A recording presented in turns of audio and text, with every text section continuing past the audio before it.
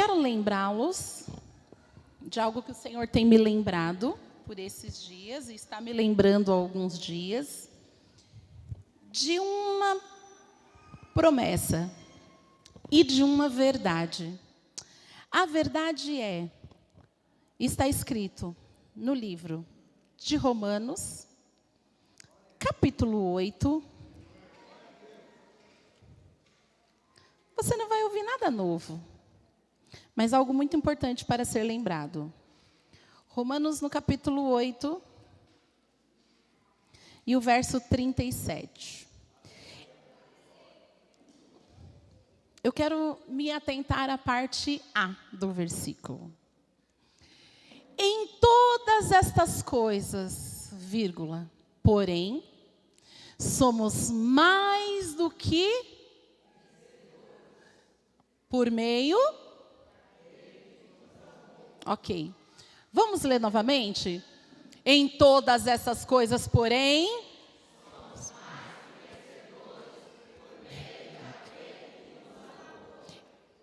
Isso é uma verdade para a tua vida? Mas precisa ser. Olha bem na bolotinha do olho de algum irmão que está do teu lado e fala: querido, em Cristo nós somos mais do que vencedores. Ele foi convencido? Não. Ministra o irmão que está do teu lado. Ministra, não precisa de usar as minhas palavras, mas ministra ele dentro dessa palavra. Em Cristo nós somos mais do que vencedores. Tenha unção na tua fala, tenha unção na tua voz, tenha unção na forma que você vai ministrar o coração dele. Diga para ele: nós somos mais que vencedores. Se atente a essa frase: somos mais do que vencedores. Querido, nós estávamos perdidos, desgarrados. Estávamos perdidos, desgarrados, sem rumo, sem lenço, sem documento, sem identidade, sem destino. E o Senhor nos amou antes que nós o conhecêssemos. E Ele nos chamou, nos destinou, nos predestinou para a sua maravilhosa luz. Ele veio e nos deu palavra dizendo que Ele nos tirou do monturo e nos colocou para sentar entre os príncipes. Aleluia! Porque pelo poder da salvação, pelo poder do nome dEle, pelo poder da remissão, da reconciliação, Ele nos fez, Ele nos faz, e nós somos muito mais do que vencedores. Não está escrito seremos. Está escrito nós. Você é um vencedor? Você é uma vencedora? Convença o seu irmão que você é uma vencedora ou um vencedor.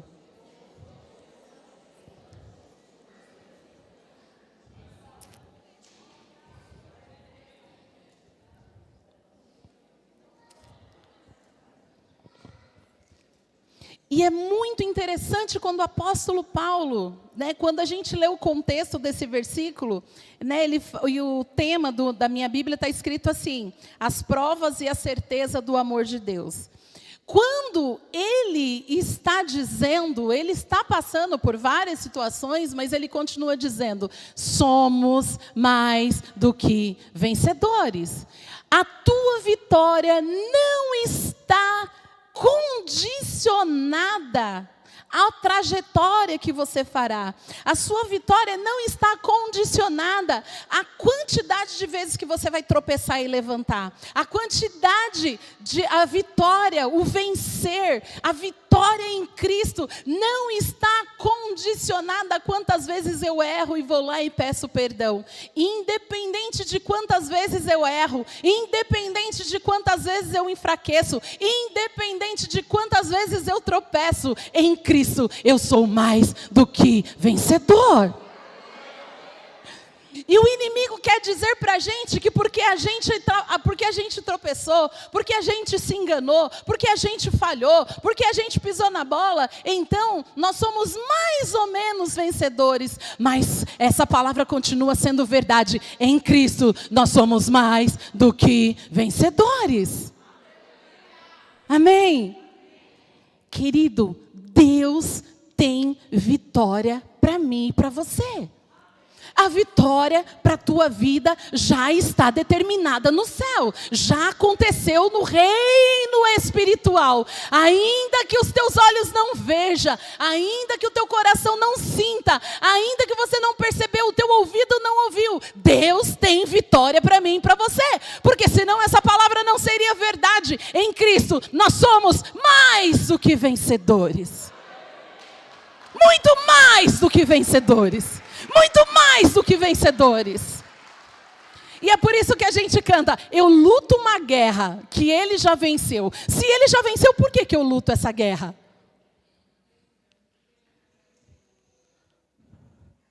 Eu luto uma guerra que ele já venceu. Não importa o que.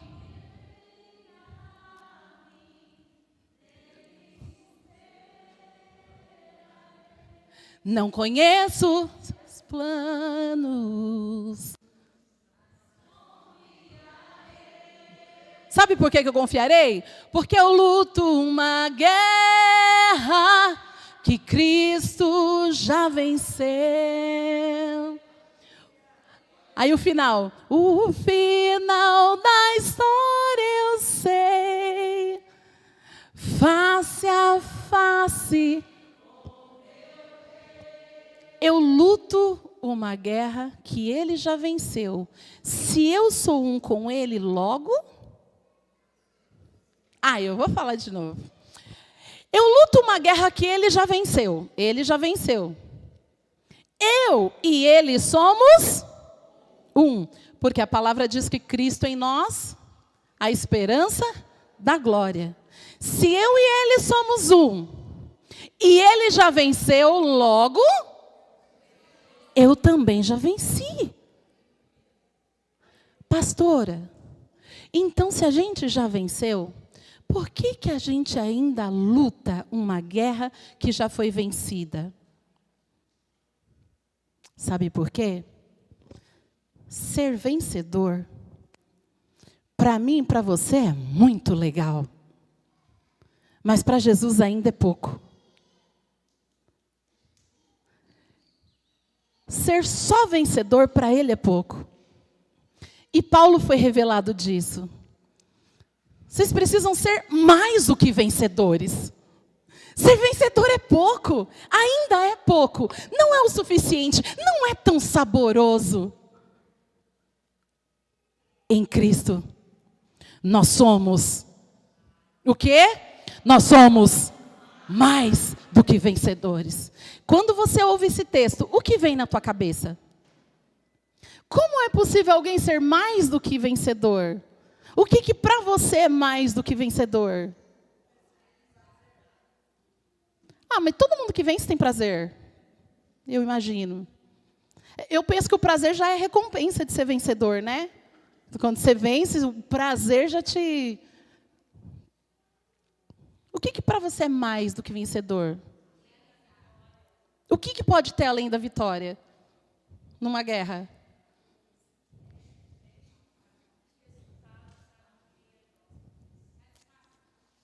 Satisfação. Quando a gente ganha o troféu da vitória é satisfatório, né?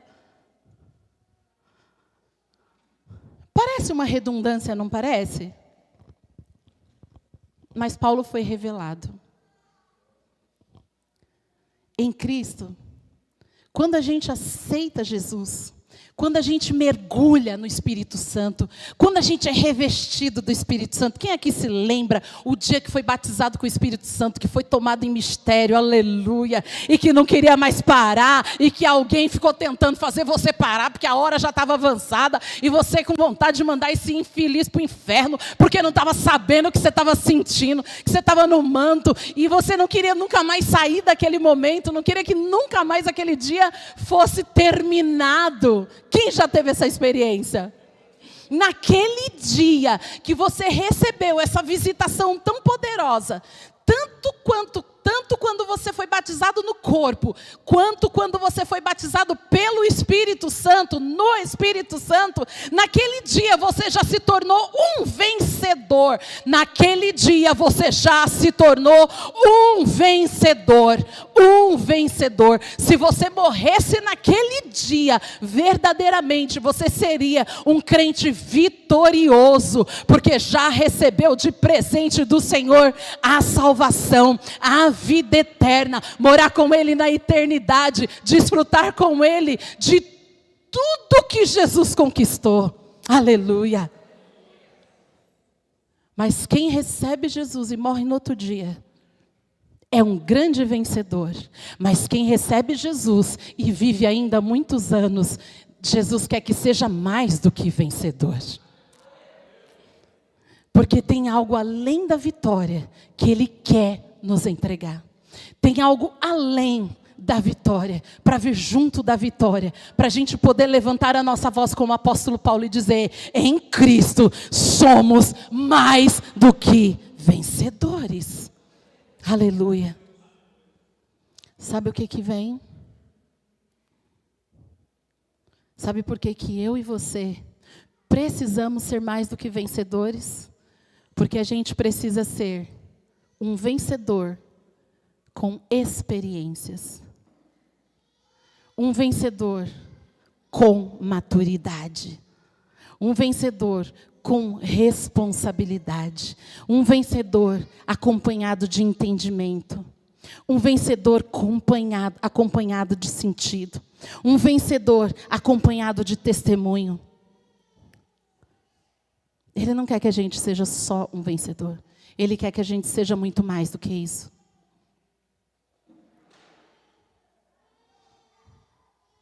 Por isso Ele se preocupa em preparar no nosso caminho. Preste atenção nisso. Por isso Ele se preocupa em preparar algumas adversidades no nosso caminho, para que ao longo da trajetória, da gente ir lá e pegar o nosso troféu, a gente se depare com algumas questões que nos incomodam, com algumas questões que fazem a gente olhar para a gente e olhar para Ele de uma forma diferente, para que quando a gente chegar no dia da nossa vitória, nós não sejamos inconsequentes, nós não sejamos soberbos, nós não sejamos imaturos. Então, muitos dos obstáculos, muitas das provações, muitas das adversidades que vêm da nossa vida, pode virá sim, por Satanás, mas Satanás sendo um servo compulsório do nosso Deus. Ele não sabe disso. Ele não sabe disso. Muitas vezes, Deus precisa de dar ordens, ou de sugerir para Satanás fazer alguma coisa na nossa vida, para que produza em nós um amadurecimento e uma experiência, e que no final a gente diga: em Cristo eu sou mais do que vitorioso. Vitorioso eu sempre fui, mas agora eu sou mais do que vitorioso. Eu sou experiente, eu sou maduro, eu sou amável, eu sou revelado. Amém? Diga para o teu irmão: em Cristo precisamos ser mais do que vencedores. O pastor me perguntou: qual é o tema da palavra? Somos mais do que vencedores. Ou precisamos ser mais do que vencedores? Vencedores a gente já é, mas o mais do que vencedor a gente está a caminho. Sim ou não? Presta atenção, você um dia recebeu uma palavra do Senhor. Você recebeu uma promessa.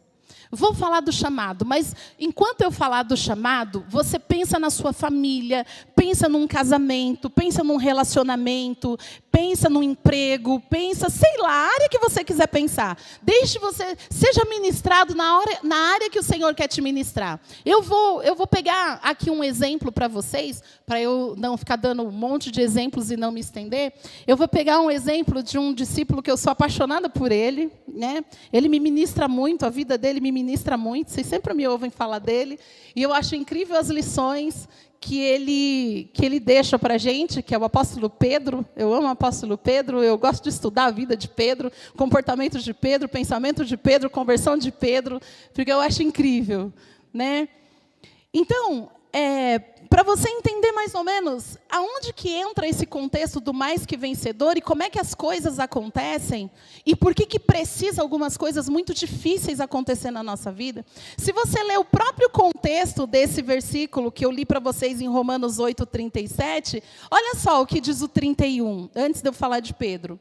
Que diremos, pois, à vista dessas coisas? Se Deus é por nós, quem será contra nós? Aí ele vai discorrendo. Aquele que não poupou o seu próprio filho, antes por todos nós os entregou, porventura não nos dará graciosamente com ele todas as coisas? Ele está fazendo uma pergunta meio irônica. É claro que ele vai dar, é como se ele dissesse, é claro que ele vai dar todas as coisas. Aí ele vai, quem tentará acusações contra os eleitos de Deus? Ninguém, porque é Deus que justifica. Pode tentar, pode fazer. É Deus que justifica, Ele mesmo diz. E aí ele pergunta, quem nos condenará? Quem é que tem a capacidade de condenar os eleitos de Deus? Quem tem coragem? Quem tem? Quem tem? É Cristo Jesus quem morreu, ou antes quem ressuscitou, o qual está à direita de Deus e também intercede por nós. Diga, Ele intercede por nós. Quem vai vencer o nosso advogado, queridos? Ninguém. Quem vai intentar contra os escolhidos do Senhor? Pastora, mas eu estou numa prova, o diabo está cirandando, né? Como diz o Murilo, está cirandando o eitamanto, né? O diabo está cirandando, eu já ouvi isso muito nas minhas tias. O diabo está cirandando na minha família, o diabo está cirandando não sei onde. Aí eu pergunto, quem intentará contra os escolhidos do Senhor? Queridos, se você não abrir uma brecha, porque a palavra do Senhor em Provérbios diz que a maldição sem causa, vocês fazem favor de matricular na ENFA, viu? Vocês fazem favor. Esse versículo é base dessa igreja, que trabalha com cura e libertação. Alto lá. A maldição sem causa não prospera, não virá. Não precisa você saber a palavra exata que está escrita. Você sabendo o sentido, está ótimo. A maldição sem causa? Traduzindo, se não tiver brecha, não tem maldição. A maldição sem causa não prospera. Primeira coisa, quando você está passando os perrengues, que na tua mente Satanás está cirandando, para e questiona. Abri brecha? Quebrei princípio? Se tu não quebrou o princípio, você não abriu brecha, queridão, está tudo certo. Quem intentará contra você? Quem intentará contra os escolhidos do Senhor? Quem vai te condenar? Se Jesus Cristo justo, Ele é o teu fiel advogado e intercede por você. Responda-me. Quem? Ai, tem dúvida. É por isso que você está nesse perrengue. Porque o diabo está te enganando por aquilo. Ele está te enganando por aquilo que você não tem certeza. Ele está convencendo você de que ele está fazendo algo que ele nem pode fazer. Você não tem brecha. Você olhou, revisou, não quebrou princípio, passou um raio-x, está tudo certo. Eu vou te perguntar novamente. Quem intentará contra o escolhido do Senhor? Ninguém. Ninguém. Por que ninguém? Porque ninguém é louco. E quando eu digo ninguém, é além das pessoas, é o próprio Satanás e os seus anjos. Ninguém. Ninguém. Pastora, então por que está cirandando na minha causa? Já olhou se tem brecha? Olhei, não tem, está tudo certo. Então se lembre, é uma oportunidade que Deus viu de te fazer mais do que vencedor. Porque vencedor, no meio da prova que tu está passando, você já é. Não sou, não sou, tu é. Porque ainda que tudo der ruim, você tem um destino de glória. Então você já é vencedor. Amém? Então os perrengues que você está passando é uma oportunidade de em Cristo você ser mais do que vencedor.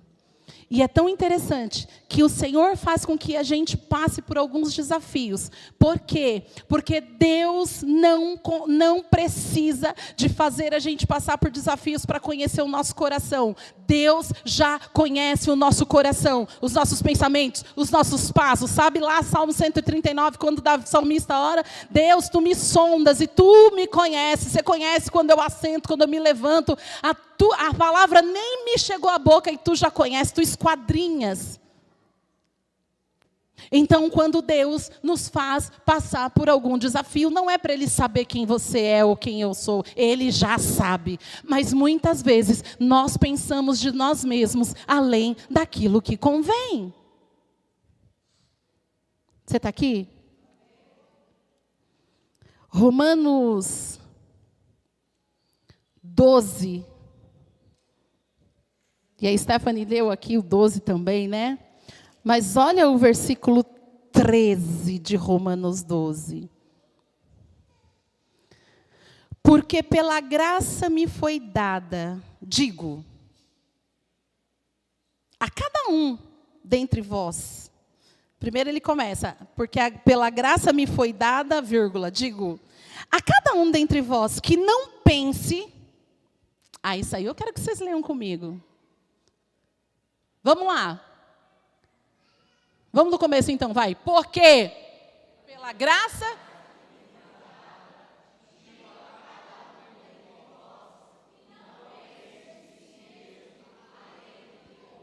que o quê? Que o quê? Não pense de si mesmo além do que convém. Antes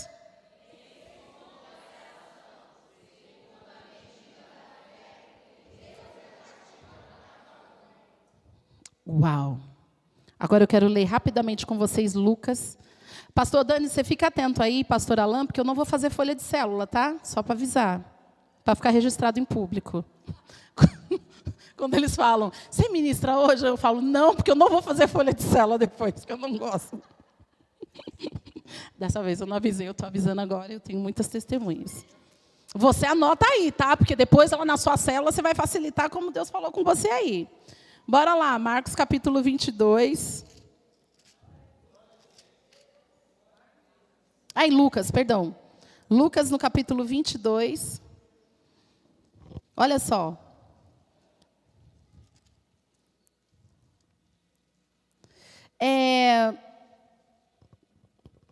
No capítulo 22, Jesus está ali conversando com os discípulos, né? Lá do versículo 3 adiante está falando do pacto de traição, porque Satanás ia entrar no coração de Judas. Aí do 7 em diante, eles vão preparar a Páscoa, lembrando que a última Páscoa, a última ceia que Jesus se senta para comer com os discípulos, lembrando que Jesus já havia andado 3 anos com os caras, 3 anos de discipulado profundo, dia e noite, noite e dia, dia e noite, noite e dia. Jesus senta, né, Jesus está ali, né, o contexto daqui, eles estão preparando, vão preparar a ceia e tal. E aí Jesus começa a falar para os discípulos da sua morte. Ele começa a contar para eles, né, que como que vai ser o perrengue que ele precisa passar, porque é necessário, porque ali estava a vitória dele. E aí do 25 em diante, eu vou ler o 24 a seguir. Diz assim, suscitaram também entre si uma discussão. Isso aqui porque Jesus estava falando como é que ia ser o fim trágico dele. E aí entre os discípulos suscitou uma discussão. Suscitaram também entre si uma discussão sobre qual deles parecia ser o maior. Mas Jesus lhe disse, os reis do povo dominam sobre eles, e os que exercem autoridade são chamados benfeitores, mas vós não sois assim, pelo contrário, o maior entre vós seja como o menor, e aquele que dirige seja como o que serve. Pois qual é o maior quem está à mesa ou quem serve? Porventura, não é quem está à mesa? Pois no meio de vós eu sou como quem serve. E Jesus continua. Vós sois os que tendes permanecido comigo nas minhas tentações. Olha que legal. Jesus começa a validar a presença deles. Vocês são aqueles que têm permanecido comigo nas minhas tentações. Assim como o Pai me confiou um reino, eu vos confio também. Gente, fica tranquilo. Todos vocês vão ter lugar. Vocês estão aí tentando, brigando, achando que vocês são importantes demais. Olha só como Jesus vai validando o desejo deles, Jesus vai validando isso. Você fica tranquilo, o Pai me confiou um reino, eu confio a vocês também. Fica tranquilo, vocês vão ter um lugar. Vai estar reservado, não é do jeito que vocês estão pensando, mas o lugar de vocês está reservado. Não precisa vocês entrar em crise, vocês só precisam aprender esse princípio. Ok? E aí Jesus vai falando, mas vós, pois qual é o maior? Aliás, vamos lá no 29. Assim como meu Pai me confiou um reino, eu vou-lo confio, para que comais e bebais a minha mesa no meu reino, e vos assentareis em tronos, para julgar as 12 tribos de Israel. Fiquem tranquilos, vai ter trono para vocês. Vocês estarão comigo porque vocês já são vencedores. Então já tem um destino, não precisa brigar por isso. A vitória de vocês é certa. Vocês estarão comigo no meu reino. Tem um reino para vocês, terão 12 tronos e está tudo certo. Ok? Aí no 31, Simão, Simão, presta atenção. Simão, Simão, eis que Satanás vos reclamou para vos peneirar como trigo. Primeiro Jesus fala assim, igual ele fala para você, eis que trago uma bênção, uma vitória, cheira lamanai. Eis que sou contigo, eis que estou visitando a tua casa, estou visitando o teu filho, estou visitando o teu emprego, estou visitando o teu marido, halamanai. É verdade. Primeiro ele vem e ele confirma aquilo que você está desejando. Então ele te dá uma vitória. Quando ele confirma aquilo que você deseja, você já é um vencedor. Porque pela fé, nós agimos por fé. Andamos por fé e não por vista. Então ele já me deu uma palavra de vitória. Se ele já me deu uma palavra, então eu sou... Isso tem dúvida. Se ele já deu uma... Gente, Deus não é homem para que minta, e nem filho do homem... Ele nem mente, nem se arrepende. Ele te deu uma palavra. Vai acontecer? Vai, gente! Vai! Então, quando Deus te dá uma palavra, não precisa temer o teu coração. Porque se você crê e você estiver alinhado, Ele não vai mudar de ideia. E quando você não crê ou você sai do propósito, Ele não mudou de ideia nem assim. Ele continua com a mesma ideia. A única coisa é que às vezes demora, porque a gente atrasa o negócio que Deus quer fazer. Mas Deus não muda de ideia. Se Ele te deu uma palavra, Ele te deu uma profecia, ei, vai acontecer. Vou eu restaurar a tua casa, vou salvar teu marido, vou salvar teus filhos. Pastor, eu ouvi essa palavra, parece que ele piorou. Depois que eu ouvi essa palavra aí, que ele chegou com 2, antes só tinha uma. Querido, a palavra... é para aquecer o teu coração e você crer que em Cristo você é vitorioso.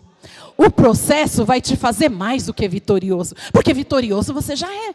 Mas para Cristo ser vitorioso é pouco. Você está aqui. Então nós recebemos a palavra. Deus dá uma palavra. Os discípulos começam lá.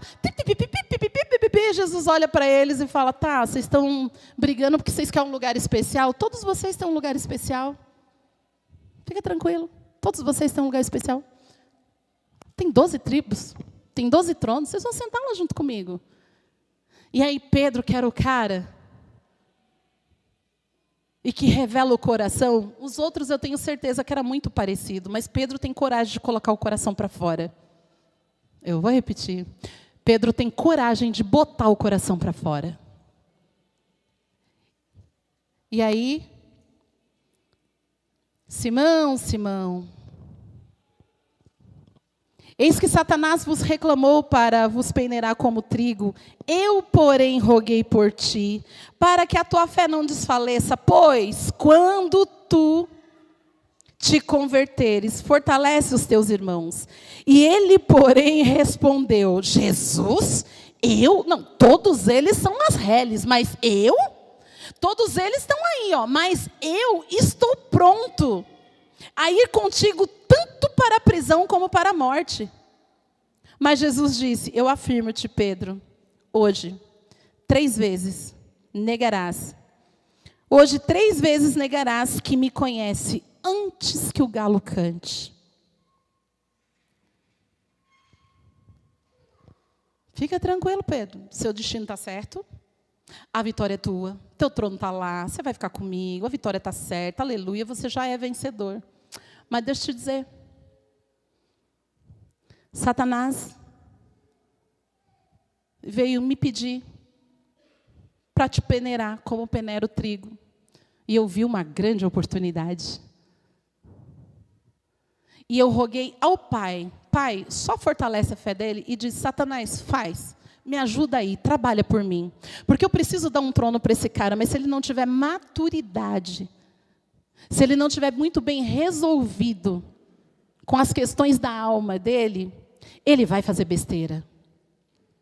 Então, ele ser só um vencedor, ele ser só um filho, ele ser só alguém que vai sentar, que vai governar, que vai ser um pastor de uma grande igreja, é muito pouco. Ele precisa ser um cara experimentado. Ele precisa ser um cara provado pelo fogo, para aquilo que não serve ficar no meio do caminho, para o orgulho, para a soberba, para a autossuficiência. E por isso que cada um dos discípulos, peguei Pedro para citar aqui, mas cada um dos discípulos de Jesus, ao longo das suas caminhadas, eles precisaram de passar por desafios muito grandes. E de todos os discípulos que andaram com Jesus, um dos que fez uma obra mais expressiva foi Pedro.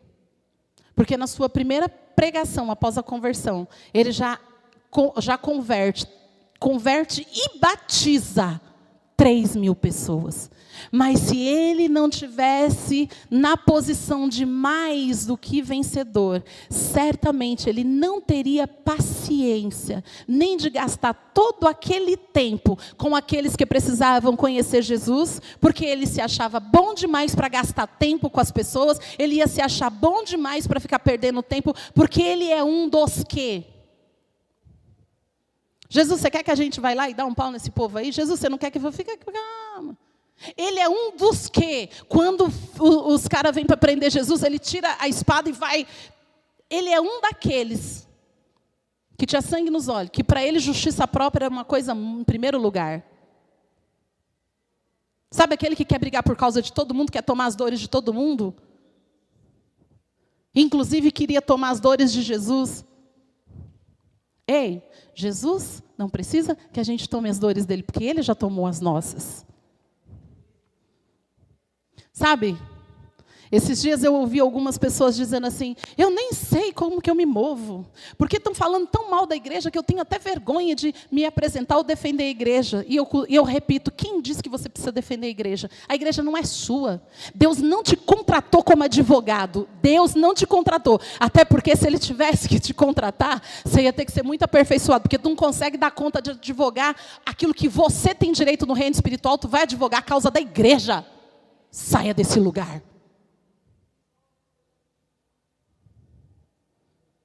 E você só tem vergonha daquilo que para você não tem valor, daquilo que você quer esconder, aquilo que faz sentido para você, brilha em você, não precisa nem de publicar e nem de defender, porque atrai, a presença do Senhor atrai. Você está aqui? Mas era um senso de valor próprio e de justiça própria, que Jesus já conhecia desde quando o chamou. Desde quando Jesus olha para ele e diz: tu és Pedro, você é uma pequena pedra, e sobre esta pedra você estará e edificaremos uma igreja. Deus já deu palavras proféticas para Pedro antes que Pedro fosse peneirado. Deus disse: você já é vitorioso, mas você ser vitorioso para mim é muito pouco, porque pode ser que vai dar ruim lá na frente. Pode ser que você seja inconsequente lá na frente.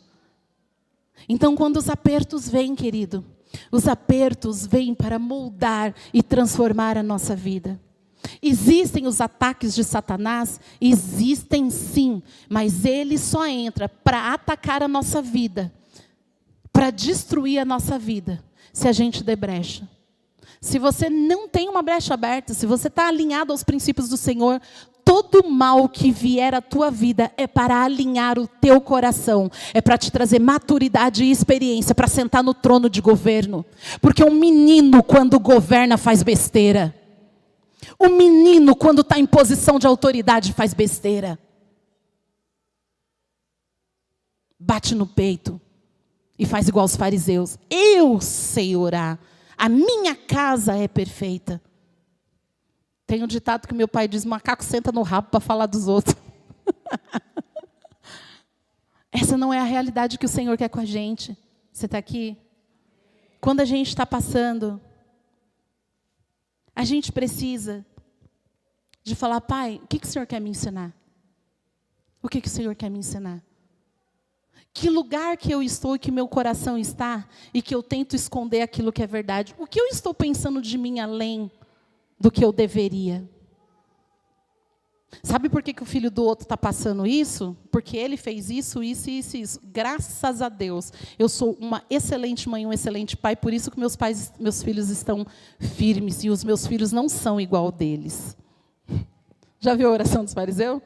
Graças a Deus. Você viu o casamento deles, o perrengue? Graças a Deus. Meu casamento não é assim porque eu sou a mulher sábia. Aquela ali, Eu tenho um bom emprego porque eu, naquele ali, Não, e a gente consegue ir além, como os discípulos de Jesus. Olha lá no livro de Marcos, no capítulo 9. Eu acho muito interessante essa... Marcos 9, 38. Olha isso.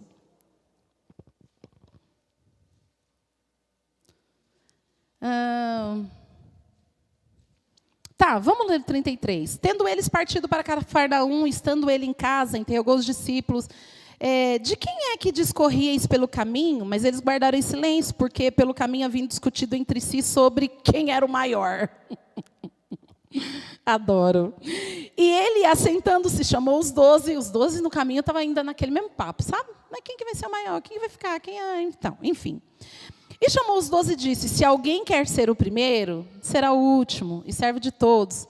Trazendo uma criança, colocou-a no meio deles e, tomando-a nos braços, disse: qualquer um que receber uma criança, tal como esta, em meu nome, a mim me recebe. E qualquer que a mim me receber, não recebe a mim, mas ao que me enviou. E aí disse João, coisa linda: mestre, nós vimos um homem que, em teu nome, expelia demônios, o qual não nos segue. Eu quero fazer uma ressalva.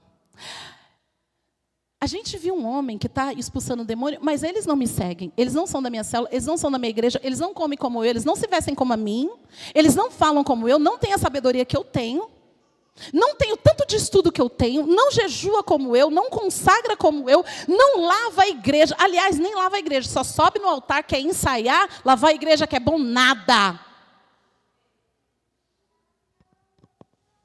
Sabe, mestre, a gente viu esse tipo de gente. Aí, a gente viu esse tipo de gente e estava expelindo demônio. Aí a gente olhou e falou: bom, eles não estão seguindo a gente. Não, não é dos nossos. Porque se fosse dos nossos, pensava como a gente, fazia como a gente, dormia como a gente, reclamava como a gente, fazia tudo como a gente. E aí, mestre, sabe o que a gente foi? O que a gente fez? A gente proibiu eles de fazer isso. Nós o proibimos. Porque eles não seguiam conosco. Se eles não seguem conosco, logo, eles podem fazer o que a gente faz, porque nós somos os caras. Quem não faz parte dos 12... Ai, desculpa.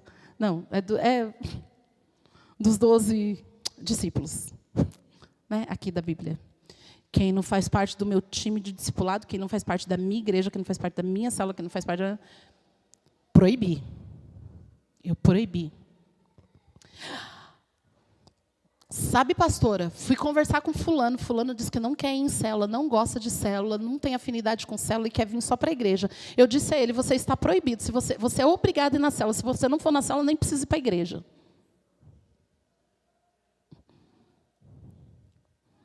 Tem alguém que vai só na célula. E não consegue ir para a igreja, não sente muita afinidade com o povo da igreja, só gosta da célula. Sabe o que eu fiz, pastor? Eu cheguei para ele e falei, ou você vai para a igreja ou você sai da célula. Porque assim, se não for igual a gente, for para o culto e for para a célula, você vai parar de falar. Você vai parar de fazer, você não serve, você não cabe aqui. E todas as vezes que a gente usa uma vara, uma medida, que não é a medida de Cristo, quando não é Cristo que está usando a medida e sou eu que estou usando a medida, eu estou sempre usando o meu parâmetro. Aquilo que eu penso que eu faço muito bem, vai ser a medida para medir o que o outro faz. Aí vem Paulo e diz, não pense sobre si além do que você deve. E quando isso começa a acontecer, gente, a gente nasce com isso. Quando é criança, como é que eles fazem? Eu ganhei 2, você ganhou 1. É ou não é? Está lá, Provérbios 20. Já anotei 3 vezes esse versículo essa semana, o endereço, e 3 vezes ministrando, atendendo, eu escrevi, agora eu não lembro. Quando fala que a maldade, a estultícia está ligada ao coração da criança. A gente já nasce com isso, queridão. Se você olhou para mim e disse, graças a Deus eu não tenho isso, você tem o dobro de mim. Eu não tenho isso, então tu tem o dobro. Porque nem consegue olhar e falar. Gente, são as malignidades que nos acompanham. A diferença é que quando nós somos provados pelo fogo, o que é de Cristo vai ficando por cima. E o que não presta vai sendo eliminado ou vai perdendo a força nessa terra. Você está aqui? E aí o 39, mas Jesus respondeu, eu não proibais. Porque ninguém há que faça milagre em meu nome e logo a seguir possa falar mal de mim. Pois que não é contra mim, é por mim. Quem não é contra nós, é por nós. Por que vocês estão achando? Por que vocês estão achando que os caras não podem orar? Por que vocês estão achando? Por que vocês estão achando? Naquele dia, deixa eu falar uma coisa para você, queridão. Pastora, mas muitos vão curar, vão orar no nome de Jesus. Se Deus não te deu discernimento, se eles estão fazendo e estão conectados com o Espírito, não ouse a fazer. Porque quem vai separar no último dia é Deus. O meu conselho é, ore para que tu não fique à esquerda. Oro para que eu não fique à esquerda. Porque realizar milagres no nome de Jesus sem intimidade a gente consegue. E às vezes a gente olha para a vida do irmão e mede a fé, e mede o relacionamento dele com Deus de acordo com aquilo que a gente executa diante do Senhor. Isso não é parâmetro, querido. Em Cristo nós somos mais do que vencedores. Precisamos ser mais do que vencedores. Precisamos ser experimentados. E nesse tempo, mais do que todos os outros, nós vamos ser apertados. Porque Jesus olha para Pedro e fala, Pedro, cara, o seu lugar já está preparado. Você vai reinar comigo. Gente, Pedro, por que vocês acham que a apóstola? Por que vocês acham que a Igreja Católica tem Pedro como Papa? Porque eles pegam essa palavra e eles admiram tanto a vida de Pedro que eles entenderam que a igreja ia ser construída em cima da identidade de Pedro. Mas na verdade Jesus estava falando, eu sou a pedra grande, mas você é uma pequena pedra, que através de você, alicerçado em mim, nós teremos uma grande igreja na face da terra. Pedro recebeu essa palavra antes dele ser peneirado. Pedro recebeu essa palavra antes dele ser peneirado por Satanás. Jesus poderia muito bem dizer, não, nele você não vai tocar. Mas na verdade, quando Satanás vem e pede, Jesus olha e fala, é uma grande oportunidade. O que é peneirar trigo, queridos? Quando se peneira o trigo quando ele é amassado, sabe a palavra lá do joio do trigo? Por que fala que no último dia que vai separar? Porque qual é a diferença do joio e do trigo? A única diferença é que o trigo tem semente e o joio não tem semente. Então, quando amassa o trigo e que passa na peneira, só sobra a semente, o resto tudo se desfaz. Tudo se desfaz e vai embora. Quando ele chega e fala, deixa eu peneirar, eu quero desafiar ele. Jesus olha e fala, Jesus vê uma grande oportunidade. Pode ir lá. Aí Jesus chega e fala assim, Pai, só sustenta ele para a fé dele não diminuir. Mas eu quero que a fé dele cresça. Nós somos uma igreja vitoriosa.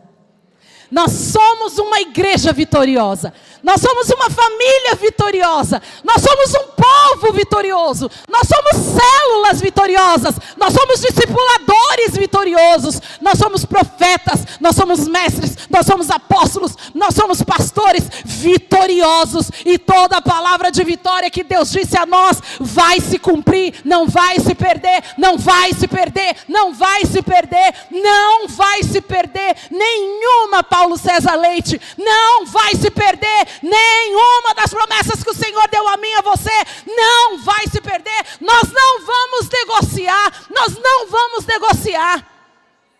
nós vamos passar pelo que precisa. Mas lá na frente, nós teremos maturidade, não só para contar para as pessoas a nossa vitória, mas levá-las a uma vitória, entender a dor das pessoas, entender as crises das pessoas, e lembrar de onde o Senhor nos tirou, e lembrar as vezes que nós somos peneirados, e dizer, eu fui peneirado, querido, tu está sendo peneirado, fica firme aí, porque dessa aí você vai passar, e você vai passar e cantar de lá, só o Senhor é Deus. Aleluia, coloque-se de pé.